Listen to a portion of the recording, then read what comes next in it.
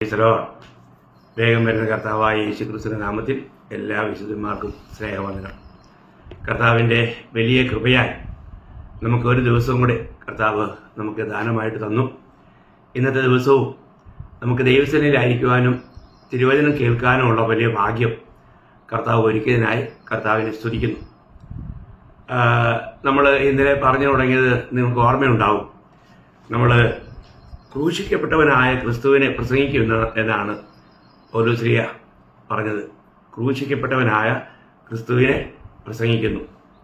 അപ്പോൾ നമ്മൾ ക്രൂശിക്കപ്പെട്ടവനായ ക്രിസ്തു അല്ലേ, യഹൂദന്മാർക്കത് ഇടർച്ചയാണെന്നും യവനന്മാർക്ക് അത് പോഷത്വമാണെന്നും നമ്മൾ കണ്ടു.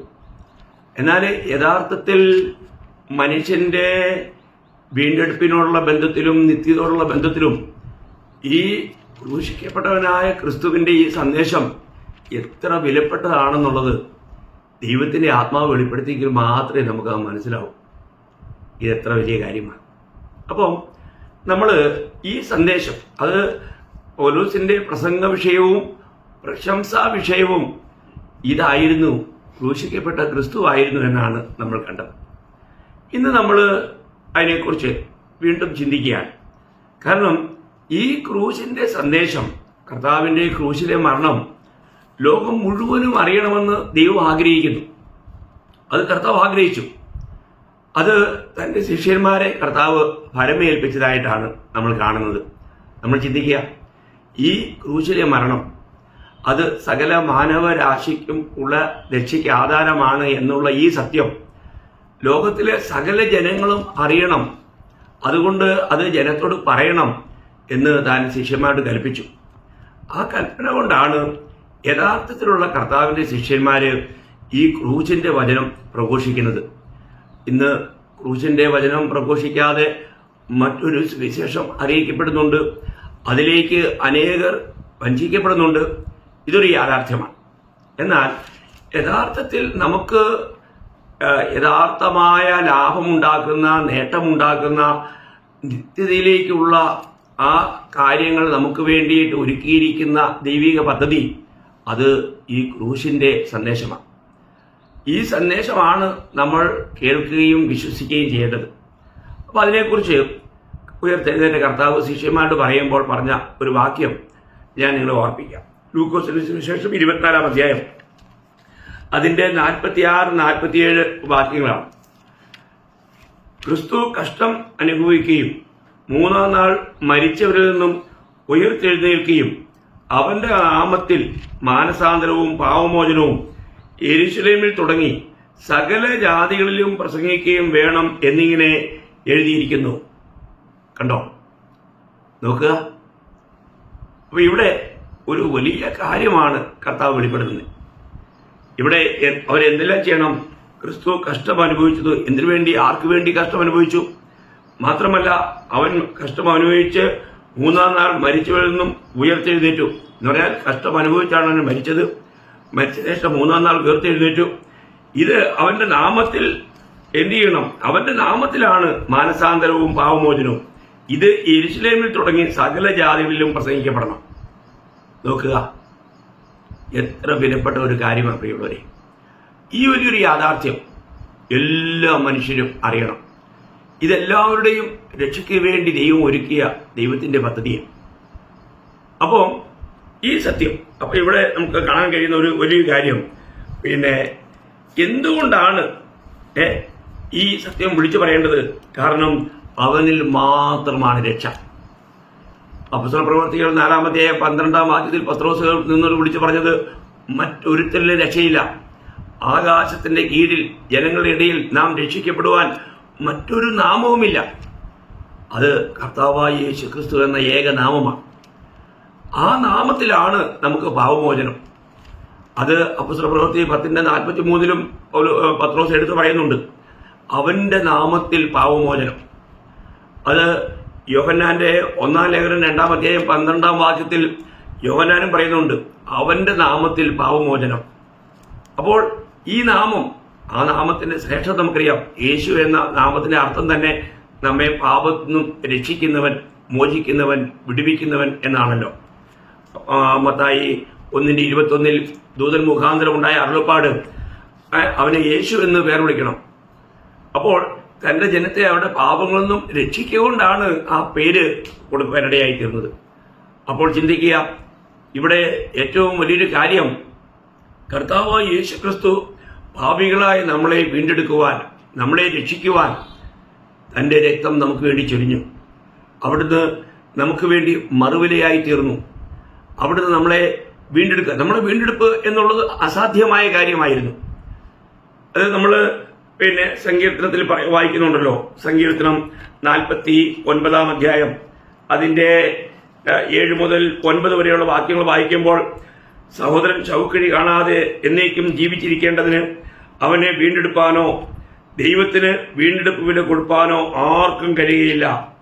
അവരുടെ പ്രാണന്റെ വീണ്ടെടുപ്പ് വിലയേറിയത്, അത് ഒരു നാളും സാധിക്കുകയില്ല. നോക്കണം, ഒരു നാളും സാധിക്കാത്ത അസാധ്യമായ വീണ്ടെടുപ്പ് എന്ന കാര്യം സാധിപ്പിക്കുവാൻ ദൈവത്തിന് തന്നെ സ്വയം ഈ ലോകത്തിൽ മനുഷ്യനായി വരേണ്ടി വന്നു. നോക്കുക പ്രിയമുള്ളവരെ, ഇത് ദൈവത്തിന്റെ എത്ര വലിയ സ്നേഹമാണ്, ദൈവത്തിന്റെ കരുണ എത്ര വലുതാണ്, ദൈവം നമ്മളെ എത്രമാത്രം സ്നേഹിച്ചു എന്നുള്ളതിന്റെ തെളിവല്ലേ. അപ്പോൾ ഇവിടെ നമുക്ക് കാണാൻ കഴിയുന്നത്, ഈ ലോകത്തിൽ എല്ലാവരും ജീവിക്കാൻ വേണ്ടി ജനിച്ചപ്പോൾ ഒരുവൻ മാത്രം മരിക്കാൻ വേണ്ടി ജനിച്ചു. അതാണ് നമ്മുടെ കർത്താവായ യേശു ക്രിസ്തു. കാരണം കർത്താവായ യേശു ക്രിസ്തു ഈ കാര്യം ആവർത്തിച്ച് പറയുന്നുണ്ട്. ഇവിടെ നമ്മൾ വായിക്കുന്നത് മർക്കോസ് 10:45, മനുഷ്യപുത്രൻ ശുശ്രൂഷ ചെയ്യിപ്പാനല്ല ശുശ്രൂഷിപ്പാനും അനേകർക്ക് വേണ്ടി തന്റെ ജീവനെ മറുവിലയായി കൊടുപ്പാനും അത്രേ വന്നത്. തന്റെ ജീവനെ മറുവിലയായി കൊടുപ്പാൻ വന്നു, ആദാമ്യ സന്തതികളെ വീണ്ടെടുക്കുവാൻ. അപ്പോൾ നമുക്ക് ലഭിച്ചിരിക്കുന്ന വീണ്ടെടുപ്പിന്റെ മഹാത്മ്യം നമ്മൾ അറിയുന്നത് എത്ര നല്ലതാ പ്രിയമുള്ളവരെ. നമ്മൾ അറിയുന്നുണ്ടോ? പത്രോസ് ലീഗ അതിനെക്കുറിച്ച് പറയുമ്പോൾ 1 പത്രോസ് അതിന്റെ 1 അധ്യായം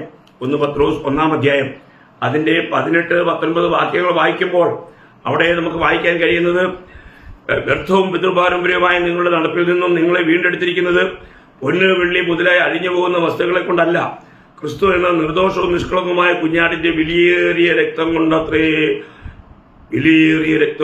എന്ന് നിങ്ങൾ അറിയുന്നുവല്ലോ. അപ്പോൾ കർത്താവായ യേശു ക്രിസ്തുവിന്റെ വിലയേറിയ രക്തത്താൽ വീണ്ടെടുക്കപ്പെട്ടവരാണ് നാം. എത്ര വിലപ്പെട്ട കാര്യമാണ്. അപ്പോൾ രക്ഷിക്കപ്പെട്ട ഒരു ദൈവവൈതല് ഈ സത്യം അറിയുമ്പോൾ ദൈവത്തോടുള്ള ആ സ്നേഹം, കടപ്പാട് എത്ര വലുത്. പാപത്തിന്റെ അടിമകളായി, പാപച്ചങ്ങലയാൽ ബന്ധിക്കപ്പെട്ടവരായി, സന്തോഷവും സമാധാനവും പ്രത്യാശയില്ലാതെ ജീവിച്ച നമ്മെ ആ എല്ലാ ബന്ധത്തിൽ നിന്നും വിടുവിച്ച് സ്വതന്ത്രരാക്കി തന്റെ മക്കളാക്കി നമ്മളെ തീർത്തു എന്നുള്ളത് എത്ര വലിയ കാര്യമാണ്. നമ്മൾ ചിന്തിക്കണം, അവിടുന്ന് നമ്മളെ വിലയ്ക്ക് വാങ്ങി, അവിടുന്ന് നമ്മളെ വീണ്ടെടുത്തു. നാം നഷ്ടപ്പെട്ടവരായി തീർന്നതാണ്. ആ അവസ്ഥയിൽ നിന്നും നമ്മളെ രക്ഷിക്കുവാൻ വേണ്ടി കർത്താവായ യേശു ക്രിസ്തു ഈ ലോകത്തിൽ മനുഷ്യനായി നമുക്ക് വേണ്ടി പിറന്നു. നമ്മെപ്പോലെ ഒരു മനുഷ്യനായി പിറന്നുകൊണ്ട് നമ്മുടെ പാപത്തിന്റെ ആ കടമെല്ലാം താൻ ഏറ്റെടുത്ത് നമുക്ക് പകരക്കാരനായി ക്രൂശിൽ മരിച്ചു എന്നുള്ള യാഥാർത്ഥ്യം, അത് തിരിച്ചറിയുന്നത് എത്ര വലിയ കാര്യമാണ് പ്രിയമുള്ളവരെ, എത്ര വലിയ കാര്യമാണ്. അപ്പോൾ കർത്താവായ യേശു ക്രിസ്തു പറഞ്ഞു, ഞാൻ മറുവില കൊടുക്കുവാൻ വേണ്ടി വന്നു. കർത്താവ് നമുക്ക് വേണ്ടി മറുവിലയായി തീർന്നു. അതാണ് രക്ഷിക്കപ്പെട്ട ഒരു ദൈവത്തിനെ കുറിച്ച് പറയുമ്പോൾ 1 കൊരിന്ത്യർ അതിന്റെ 6 അധ്യായം 19 വാക്യത്തിൽ നമ്മൾ വായിക്കുന്നത് എന്താണെന്ന് അറിയാമോ? അതുകൊണ്ട് അതിന്റെ 19 വാക്യം, ദൈവത്തിന്റെ ദാനമായി നിങ്ങളിലിരിക്കുന്ന പരിശുദ്ധാത്മാവിന്റെ മന്ദിരമാവുന്നു നിങ്ങളുടെ ശരീരമെന്നും നിങ്ങൾ വിലയ്ക്ക് വാങ്ങിയിരിക്കാൻ നിങ്ങൾ കാന്താങ്ങൾക്കുള്ളവരല്ല എന്നും അറിയുന്നില്ലയോ? വലിയ ചോദ്യമാണ്. കർത്താവിൽ വിശ്വസിച്ച് രക്ഷിക്കപ്പെട്ട ഓരോ വ്യക്തികളും കർത്താവിനാൽ വിലയ്ക്ക് വാങ്ങപ്പെട്ടവരാ. അതിന്റെ 7 അധ്യായം 23 വാക്യം വായിക്കുമ്പോൾ 7:23 വാക്യം, നിങ്ങളെ വിലയ്ക്ക് വാങ്ങിയിരിക്കുന്നു, മനുഷ്യർക്ക് ദാസന്മാരാകരുത്. നിങ്ങളെ വിലയ്ക്ക് വാങ്ങിയിരിക്കുന്നു, നിങ്ങൾ ഇനി മനുഷ്യർക്ക് ദാസന്മാരാകരുത്. രക്ഷിക്കപ്പെട്ട ഒരു ദൈവത്തെ അറിയണം പ്രിയമുള്ളവരെ. ഞാൻ ആരുടെ വകയാണ്? ഞാൻ ആരാണ്? എൻ്റെ കർത്തവ്യം എന്താണ്? അതിനുവേണ്ടി ദൈവം കൊടുത്ത വില എത്ര വലുതാണ്? നമ്മുടെ വീണ്ടെടുപ്പ് അസാധ്യമായിരുന്നു. അപ്പോൾ അസാധ്യമായിരുന്ന ആ കാര്യത്തെ കർത്താവായ യേശു ക്രിസ്തു തൻ്റെ മരണത്താൽ അത് സാധ്യമാക്കി തീർത്തു. ഇതൊരു വിലപ്പെട്ട ഒരു കാര്യമല്ലേ ദൈവമക്കളെ? നമ്മളതാണ് മനസ്സിലാക്കേണ്ടത്. നമ്മുടെ ജീവിതത്തിൽ നമ്മൾ ഈ യാഥാർത്ഥ്യം എല്ലാവരും അറിയണം. കാരണം ഈ ലോകത്തിൽ ജനിക്കുന്ന എല്ലാവർക്കും വേണ്ടിയാണ് കർത്താവായ യേശു ക്രിസ്തു ലോകത്തിൽ വരികയും എല്ലാവരുടെയും പാപത്തിന്റെ ശിക്ഷ താൻ വഹിക്കുകയും ചെയ്തു. ഇനിയൊരു പാപിക്ക് പാപത്തിൽ ജീവിച്ച് പാപത്തിൽ മരിച്ച് നരകത്തിലേക്ക് പോകേണ്ട ആവശ്യമില്ല. കർത്താവായ യേശു ക്രിസ്തു ക്രൂശിൽ നമുക്ക് വേണ്ടി നിവർത്തിച്ച ഈ രക്ഷാപദ്ധതി, ഈ രക്ഷണ്യ പദ്ധതി, അതിനെ വിശ്വസിച്ച് ഏറ്റെടുത്താൽ മാത്രം മതി, അംഗീകരിച്ചാൽ മാത്രം മതി. എത്ര വിലപ്പെട്ട കാര്യമാണ്! എന്നാൽ ഈ സത്യം അത് നമ്മൾ വിശ്വസിച്ച് ഏറ്റെടുക്കരുതെന്നാണ് ഈ ലോകത്തിന്റെ ദൈവമായ പിശാചിന്റെ തന്ത്രം. അതുകൊണ്ട് ഞാൻ ഒരു കാര്യം എല്ലാ ദൈവമക്കളും ഓർപ്പിക്കട്ടെ. കർത്താവ് ഈ ലോകത്തിലായിരുന്നപ്പോൾ കർത്താവ് തുടർമാനമായി പറഞ്ഞ ഒരു കാര്യമാണ്, ഞാൻ മരിക്കുവാൻ വേണ്ടി വന്നു. നമുക്കറിയാം, മരണത്തെക്കുറിച്ച് സംസാരിക്കുന്നത് പോലും പലർക്കും ഇഷ്ടമല്ല. വേറെ വല്ല കാര്യമുണ്ട് പറ എന്ന് പറഞ്ഞ് ഒഴി കഴിയാറില്ല. എന്നാൽ കർത്താവ് ഈ മരണത്തെക്കുറിച്ച് താൻ പറയാൻ ആരംഭിച്ചത് എപ്പോഴാണെന്നറിയാമോ? ഞാൻ മത്തായിയുടെ സുവിശേഷം അതിൻ്റെ 16-ാം അധ്യായം, മത്തായി 16-ാം അധ്യായം, സ്തോത്രം, 16-ാം അധ്യായത്തില്, അന്നു മുതൽ യേശു യെരുശലേമിൽ ചെന്നിട്ട് മൂപ്പന്മാർ, മഹാപുരോഹിതന്മാർ, ശാസ്ത്രിമാർ എന്നിവരാൽ പലതും സഹിച്ച് കൊല്ലപ്പെടുകയും 3-ാം നാൾ ഉയർത്തെഴുന്നേൽക്കുകയും വേണ്ടത് എന്ന് ശിഷ്യന്മാരോട് പ്രസ്താവിച്ച് തുടങ്ങി. അന്നു മുതൽ, എന്നു മുതൽ? അതിന്റെ മുൻപുള്ള ഭാഗം നാം ഒന്ന് ശ്രദ്ധിക്കുന്നത് നല്ലതാണ്. അതേ 16-ാം അധ്യായം 13 മുതലുള്ള വാക്യം. എന്നാൽ ഫിലിപ്പിന്റെ കൈസരിയ പ്രദേശത്ത് എത്തിയ ശേഷം തന്റെ ശിഷ്യന്മാരോട് ജനങ്ങൾ മനുഷ്യപുത്രനെ ആർ എന്ന് പറയുന്നു എന്ന് ചോദിച്ചു. ചിലർ യോഹന്നാൻ സ്നാപകൻ എന്നും മറ്റു ചിലർ ഏലിയാവെന്നും വേറെ ചിലർ ഇരമ്യാവോ പ്രവാചകന്മാരിൽ ഒരുത്തനോ എന്നും പറയുന്നു എന്ന് അവർ പറഞ്ഞു. നിങ്ങളോ എന്നെ ആർ എന്ന് പറയുന്നു എന്ന് അവൻ ചോദിച്ചതിന് ശിമോൻ പത്രോസ്, നീ ജീവനുള്ള ദൈവത്തിന്റെ പുത്രനായ ക്രിസ്തു എന്ന് ഉത്തരം പറഞ്ഞു. യേശു അവനോട്, ബറിയോന ശിമോനെ, നീ ഭാഗ്യവാൻ, ജഡരക്തങ്ങളല്ല സ്വർഗസ്ഥനായ എന്റെ പിതാവത്രേ നിനക്കിത് വെളിപ്പെടുത്തിയത്. നോക്കണം, ദൈവം വെളിപ്പെടുത്താതെ ആർക്കും പുത്രനെ അറിയാൻ കഴിയില്ല. പുത്രൻ വെളിപ്പെടുത്താതെ ആർക്കും പിതാവിനെയും അറിയാൻ കഴിയില്ല. ഇത് ഒരു വലിയ ഒരു സത്യമാണ്. അപ്പോൾ ഇവിടെ ഈ സത്യം പത്രോസിന് ആരാ വെളിപ്പെടുത്തിയത്? പിതാവ് വെളിപ്പെടുത്തി. അതുകൊണ്ട് അതിന്റെ 20-ാം വാക്യം വായിക്കുമ്പോൾ, പിന്നെ താൻ ക്രിസ്തു ആകുന്നു എന്ന് ആരോടും പറയാതിരിപ്പാൻ ശിഷ്യന്മാരോട് കൽപ്പിച്ചു. എന്നിട്ടാണ് അന്നു മുതൽ, നോക്കുക, അപ്പോൾ അന്നു മുതലാണ് കർത്താവ് യേശു ക്രിസ്തു തന്റെ മരണത്തെക്കുറിച്ച് പറയുവാനായിട്ട് തുടങ്ങിയത്. അന്നു മുതൽ. ഇതൊരു വലിയ ഒരു പ്രയോഗമായിട്ട് തന്നെ നമുക്ക് കാണാൻ കഴിയും. അപ്പോൾ ഇവിടെ തുടർച്ചയായിട്ട് തന്റെ മരണത്തെ തന്റെ ശിഷ്യന്മാരെ ഓർപ്പിച്ചുണർത്തിക്കൊണ്ടിരുന്നു എന്നുള്ളതാണ് ഒരു വലിയ സംഭവം. നമ്മൾ ഈ 16-ാം അധ്യായത്തിന്റെ 21 മുതൽ അവിടെ വായിക്കുന്നത് എന്തുവാ? അന്നു മുതൽ യേശു താൻ യെരുശലേമിൽ ചെന്നിട്ട് മൂപ്പന്മാർ, മഹാപുരോഹിതന്മാർ, ശാസ്ത്രിമാർ എന്നിവരാൽ പലതും സഹിച്ച് കൊല്ലപ്പെടുകയും 3-ാം നാൾ ഉയർത്തെഴുന്നേൽക്കുകയും വേണ്ടത് എന്ന് ശിഷ്യന്മാരോട് പ്രസ്താവിച്ച് തുടങ്ങി. നോക്കുക, ഈ സംസാരം വീണ്ടും വീണ്ടും ആവർത്തിക്കുന്നത് കാണാൻ കഴിയും. നമ്മൾ അതിന്റെ 17-ാം അധ്യായം 22-ഉം 23-ഉം വാക്യം വായിക്കുമ്പോൾ, 17-ാം അധ്യായം അതിന്റെ 22-23, അവർ ഗലീലയിൽ സഞ്ചരിക്കുമ്പോൾ യേശു അവരോട്, മനുഷ്യപുത്രൻ മനുഷ്യരുടെ കയ്യിൽ ഏൽപ്പിക്കപ്പെടുവാറായിരിക്കുന്നു. അവർ അവനെ കൊല്ലുകയും 3-ാം നാൾ അവൻ ഉയർത്തെഴുന്നേൽക്കുകയും ചെയ്യും എന്ന് പറഞ്ഞു. അവരോ ഏറ്റവും ദുഃഖിച്ചു. ഇതാ വീണ്ടും കർത്താവ് ആവർത്തിക്കുക, ശിഷ്യന്മാരോട് ഈ കാര്യങ്ങൾ പറയുമ്പോൾ നിശ്ചയമായിട്ടും അവർക്ക് ദുഃഖം തോന്നുന്നുണ്ട് എന്നതിന് സംശയമില്ല. അവർക്ക് ദുഃഖമുണ്ട്.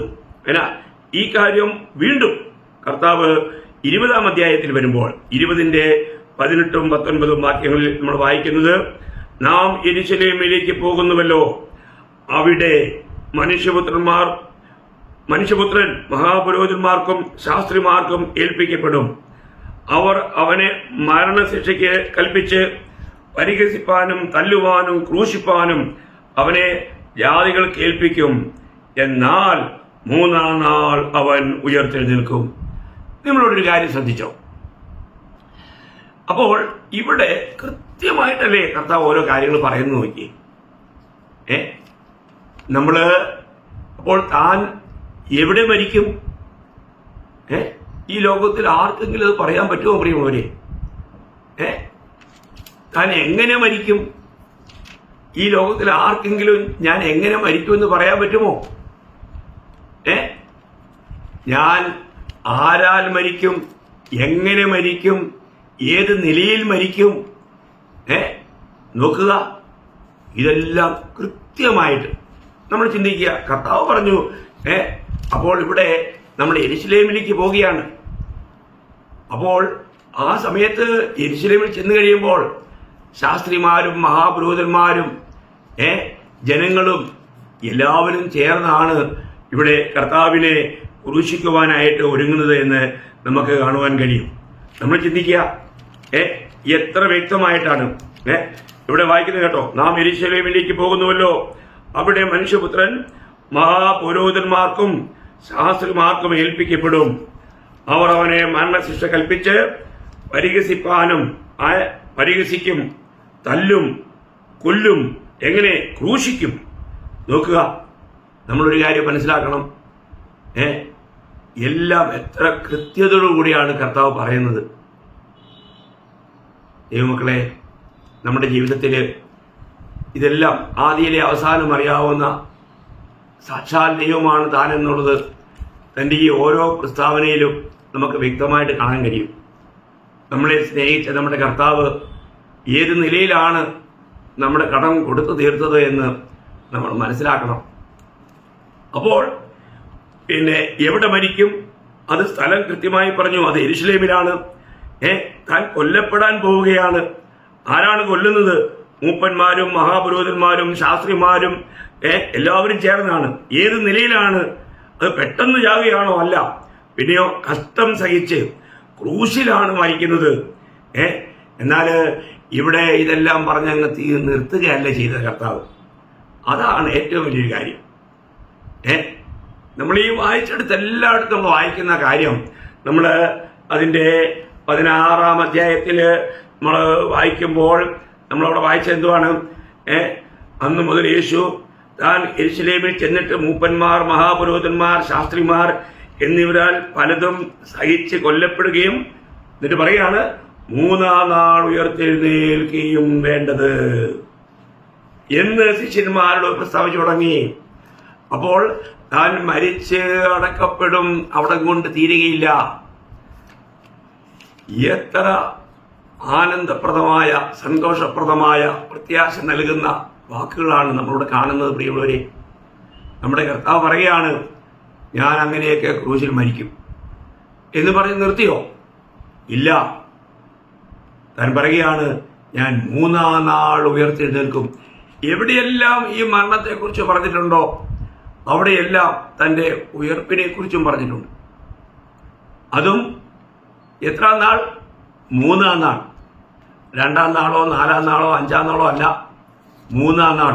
നമ്മളത് ഈ പറയുന്ന എല്ലാ സ്ഥാനങ്ങളിലും അതിൻ്റെ 17-ന്റെ 22, 21 വായിച്ചപ്പോൾ അവിടെയും നമ്മൾ കണ്ടത് മനുഷ്യപുത്രൻ മനുഷ്യരുടെ കയ്യിൽ ഏൽപ്പിക്കപ്പെടാറായിരിക്കുന്നു.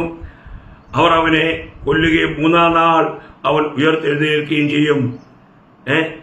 3-ാം നാൾ ഉയർത്തെഴുന്നേൽക്കുകയും ചെയ്യും. അതേ കാര്യം തന്നെയാണ് നമ്മളിവിടെ 20-ന്റെ 18-ലും 19-ലും വായിച്ചപ്പോഴും നമ്മൾ കണ്ടത്. മനുഷ്യപുത്രൻ മഹാപുരോഹിതന്മാർക്കും ശാസ്ത്രിമാർക്കും ഏൽപ്പിക്കപ്പെടും. അവർ അവനെ മരണശിക്ഷ കൽപ്പിച്ച് പരിഹസിപ്പാനും തല്ലുവാനും ക്രൂശിപ്പാനും അവനെ ജാതികൾക്ക് ഏൽപ്പിക്കും. എന്നാൽ മൂന്നാം നാൾ അവൻ ഉയർത്തെഴുന്നേൽക്കും. ഉണ്ടോ? എന്നാൽ മൂന്നാം നാൾ അവൻ ഉയർത്തെഴുന്നേൽക്കും. പ്രിയമുള്ളവരെ, എത്ര വലിയ കാര്യമാണ്! തന്നെ പിടിക്കുന്ന സമയത്ത് തന്നെ ശിഷ്യന്മാരോടുള്ള ബന്ധത്തിൽ ശിഷ്യന്മാരുടെ നില എന്തായിരിക്കും, അതിനുശേഷം തൻ്റെ അവസ്ഥ എന്താണ് എന്ന് കർത്താവ് മത്തായി 26-ാം അധ്യായം അതിൻ്റെ 31-32 വാക്യങ്ങളിൽ കർത്താവ് പറയുകയുണ്ടായി. യേശു അവരോട്, ഈ രാത്രിയിൽ നിങ്ങളെല്ലാവരും എങ്കിലിടറും, ഞാൻ ഇടയനെ വിട്ടും കൂട്ടത്തിലെ ആടുകൾ ചിതറിപ്പോകും എന്ന് എഴുതിയിരിക്കുന്നുവല്ലോ. എന്നാൽ ഞാൻ ഉയർത്തെഴുന്നേറ്റ ശേഷം നിങ്ങൾക്ക് മുൻപായി ഗലീലയിലേക്ക് പോകും. എത്ര വലിയ കാര്യമാണ് പിള്ളേരെ! അപ്പോൾ ഇവിടെ കർത്താവിൻ്റെ മരണത്തെ വളരെ സവിസ്തരം താൻ ഈ കാര്യങ്ങളെ പറഞ്ഞ് അവരെ കേൾപ്പിക്കുക. നിങ്ങളെല്ലാവരും ഈ രാത്രിയിൽ ചിതറപ്പെടാൻ പോവുകയാണ്. നമുക്കറിയാം, കർത്താവിനെ കൂടെ മരിക്കാൻ പോലും ഒരുങ്ങിയിരുന്ന പത്രോസും എല്ലാ ശിഷ്യന്മാരും എല്ലാവരും അവനെ വിട്ട് ഓടിപ്പോയി. എല്ലാവരും ചിതറിപ്പോയി. നോക്കുക, കർത്താവ് പറഞ്ഞതുപോലെ ഈ മഹാപുരോഹിതന്മാർക്കും ശാസ്ത്രിമാർക്കും ഇവർക്കെല്ലാം ഏൽപ്പിക്കപ്പെട്ട് താൻ പരിഹസിക്കപ്പെട്ട് നിന്ദിക്കപ്പെട്ട് തുപ്പലേൽക്കപ്പെട്ടവനായി മുഖം മൂടി അവർ അവനെ മുഷ്ടിയുട്ടി ഇടിച്ചു. ഗബാദായിൽ കൊണ്ടുപോയി എത്ര അടി അടിച്ചെന്ന് അറിഞ്ഞുകൂടാ. എണ്ണം കൃത്യമായി പറഞ്ഞിട്ടില്ല.